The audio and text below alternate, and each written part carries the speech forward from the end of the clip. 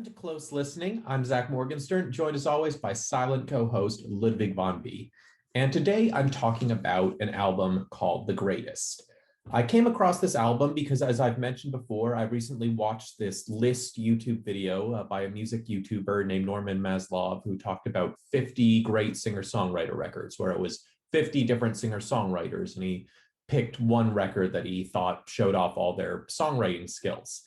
And my reaction to this video is I thought it was kind of funny that this guy who is older than me, he has a more holistic relationship to the concept of the singer-songwriter than I do. I almost exclusively listen to stuff from the golden age of the 60s and 70s, whereas his collection really dipped into the next generation of singer-songwriters. So I'd already been inspired by Norman's List once, having done a review of a Beck album. But this time I'm talking about an album that specifically was on his list, and that is Cat Power's The Greatest. And I think this is an example of a song that really does have some fascinating lyrics. I think there is a good concept underlying the record. Did I enjoy the record as a whole? I'm less sure.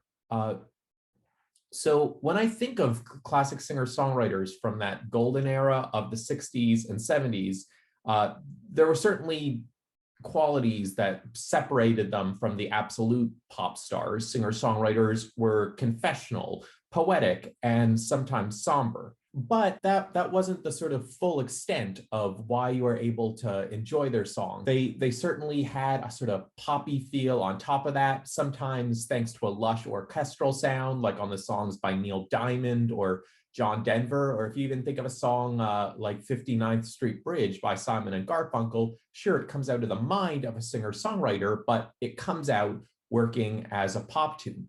Whereas I feel like by the time we get to the singer-songwriters who emerge in the 90s and later, there's more of a stratified sense of genre. This idea that singer-songwriters aren't going to be the superstars of the music world. They're not going to be the chart toppers. So they almost reject any pop impulses whatsoever. And that somberness, that reflectiveness comes to dominate their sounds in a way where their music comes out sounding disproportionately melancholy. So that kind of summarizes what I didn't love about this record. That said, when we get into talking about each individual track, many of the positive points will come out. So I've been curious about Cat Power for a long time, if for no other reason than, again, classic singer-songwriters. I've loved Cat Stevens, and when I saw this other singer-songwriter being advertised called Cat, I was like, probably doesn't make any sense, but if I like one cat, maybe I'd like another. So anyway, the first track on this album, the title track, is called The Greatest. Lyrically, it uses a lot of cool and haunting imagery. Melt me down into big black armor, she sings. It's a song that seems to be about the all too relatable idea about having ambitions of a true sense of greatness when you're younger, and then as life goes on, coming to accept you're ordinary and insignificant. You know, maybe the greatest thing you'll achieve will be your marriage or your children, which is not exactly the kind of thing that sounds impressive when you're younger.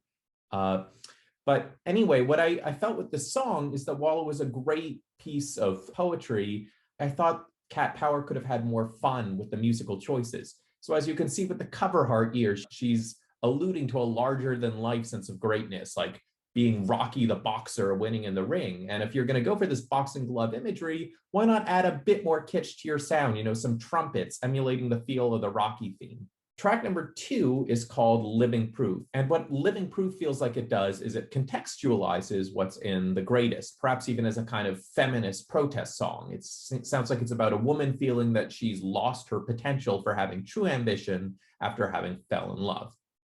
Track number 3 is called Lived in Bars. It has a slight change of pace to the very depressing sound we got earlier in the record with the introduction of some doo-woppy backup singing. The lyrics here are a bit livelier as well, stuff about dancing on tables, but one wonders if there's a hidden, darker message in it about alcoholism, because she also sings there's nothing like living in a bottle and nothing like ending it all for the world. But again, overall, the melancholy affect of Cat Power's vocal delivery sort of dominates the feel of the track. The doo-wop feels kind of like a quiet side addition, like some supporting parties like saying, can we please make this more fun? And Cat Power's like, no, I want to stay kind of melancholy. Track number 4 is called Could We? This continues on the ambition destroyed by love theme. It replaces the grandiose poetic language we've heard with the previous 3 tracks with short phrases describing the days in a couple's life. It's as if the singer-songwriter can only use so much grandiosity to describe the mundanity of existence. Speaking of mundanity, track number 5 is called Empty Shell. This one has a country music opening, but the muted vocals continue to give it that modern indie feel. And, on the one hand, one does hear country singers who lean way too much into the style, whether they're from the South or not, they put on an overtop Southern accent and they sort of absolutely scream their singing part. Cat Power does the opposite here, and I guess I would have liked a happy medium, but at least it's musically interesting to have this absolute country backing music and this absolutely not country lead vocal. Lyrically, this one takes a number of turns. So firstly implies the singer is sad about a breakup. It's left her an empty shell. But after those first few lyrics, it sounds like the singer is trying to be a good sport about this breakup, that she's rooting for the next girlfriend of her partner, the girlfriend who's replaced her. She's not jealous, she's rooting for this person.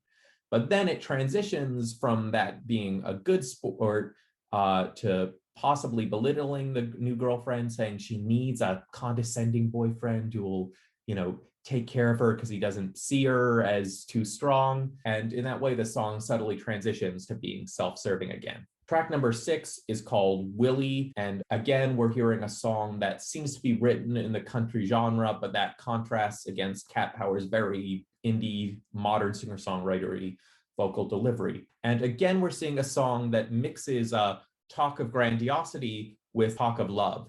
This song, it brings in a bit more of an optimistic version of that comparison. So it talks about Willie being shot by a bullet, and it says it's because of the dramatic way he lives. But what is this dramatic way Willie lives? Is he actually like a cowboy having adventures on the range?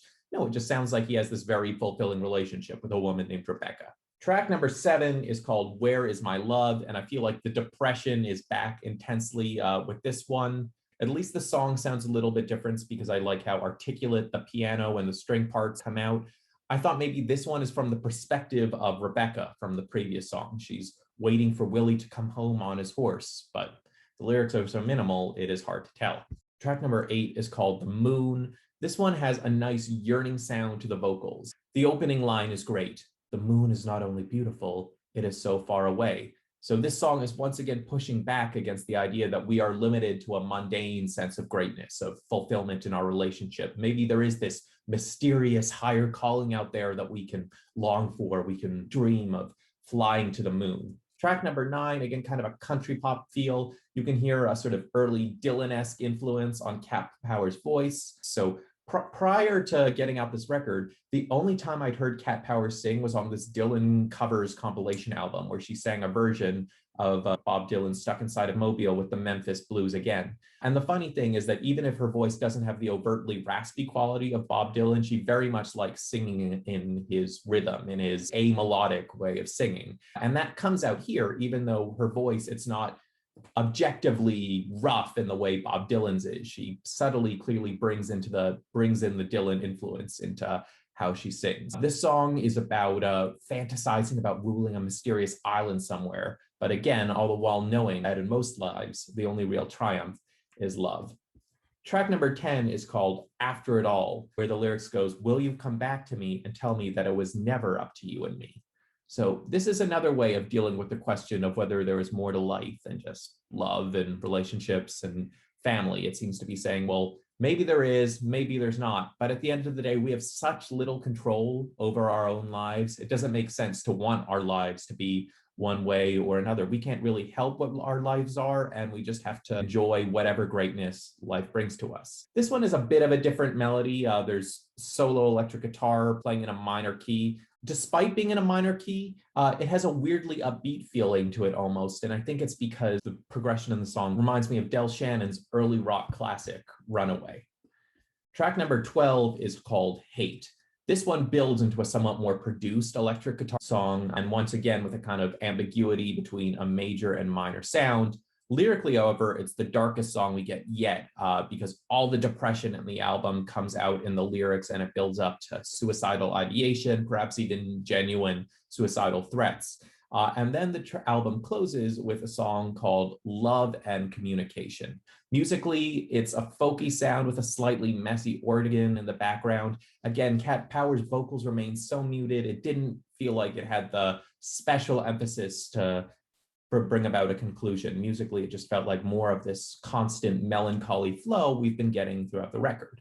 That said, lyrically, again, I think it works out pretty well. It says, we may feel underwhelmed that all we can aspire to in life is love, but when our other aspirations fail, love is always there to pick us up. So I hope that pretty clearly sums up my relation to this record. I think is a piece of poetry. It is absolutely wonderful from start to finish. And there are certainly some interesting musical choices to make each track sound a little bit different.